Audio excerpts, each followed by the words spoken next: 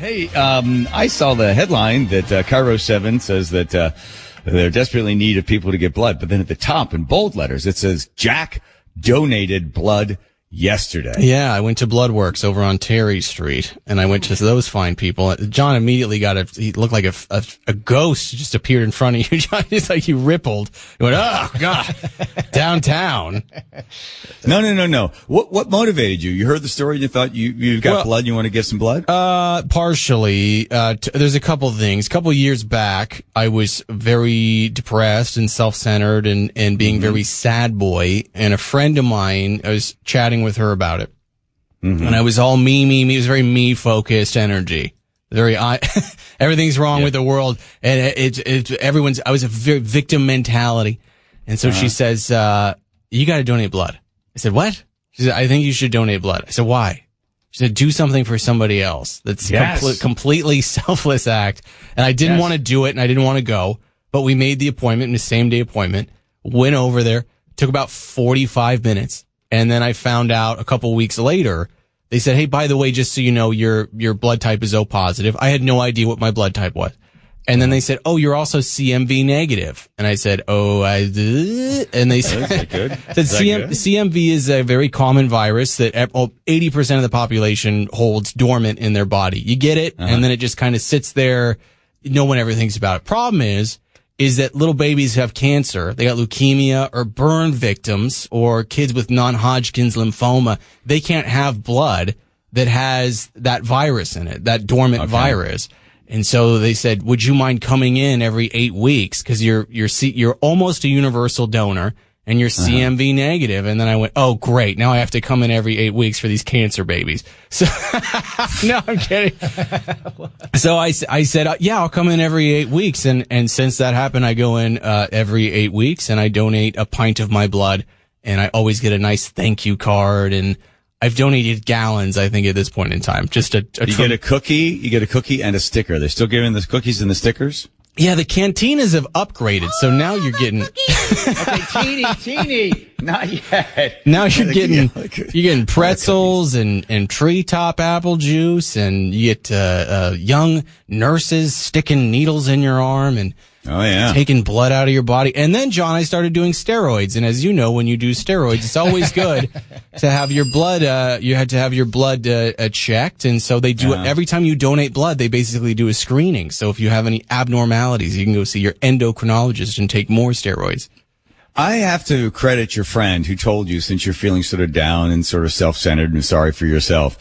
Good for her. There's all sorts of really compelling research done when people are an act of selflessness reorders the brain in the time it takes for you to begin to think about doing an act of selflessness. And then while you're doing it, I remember one time I was really depressed and I was walking back and I thought, okay, should I go to Fair Start and wash dishes or not? If the light turns, whichever light turns first, I'll either go right or I'll go left over to 2nd and Virginia. I was washing dishes at Fair Start on Tuesday nights. I'm feeling sorry for myself. And the light turns, like, oh, okay, sign from God, I'll go left. So I went left, went to 2nd and Virginia and went there. And it's amazing when you're in the act of something for someone else other than yourself, back in that dish pit, that incredibly hot dish pit back there, washing dishes at Fair Start. You don't really have time to really think about yourself. It does reorder the brain, and there's a tremendous amount of all the great stuff that your body gives you. Dopamine and cortisol goes away, and then you get oxytocin. That's the love drug. Just really feel great.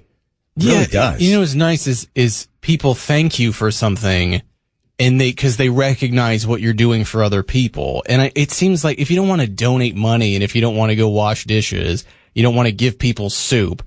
I found that now I do most of those things, but I also found that donating blood is a very good way. It's why I'm such a big advocate for it and why I talk about it so much. Because if you're always me, part of the problem is you're not thinking about other people. You only think about yourself. Mm-hmm.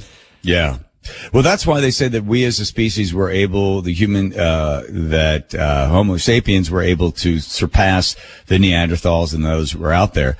One was our use of language. We had a better use of language. We had more descriptive words, but we began to sort of take care of one another. and you help someone else. And it was the idea that by helping one another, altruism, keeps the tribe together, doing some act and helping somebody else. It was very interesting. Right after September 11th, the number of people that lined up to give blood, I guess there was a sense of like, we have to do something. We've been attacked and all these lives have been lost and the people jumping out of the buildings and all the fear and everything else. But there was an overwhelming response where people were going to religious services and holding hands with strangers or giving blood.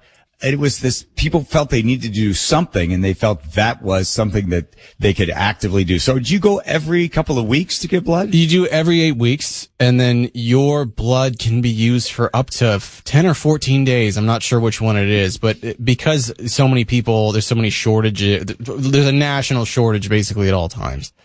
And so your donation will likely be used within 72 hours to save somebody's life. And so it's just an amazing, amazing way to live.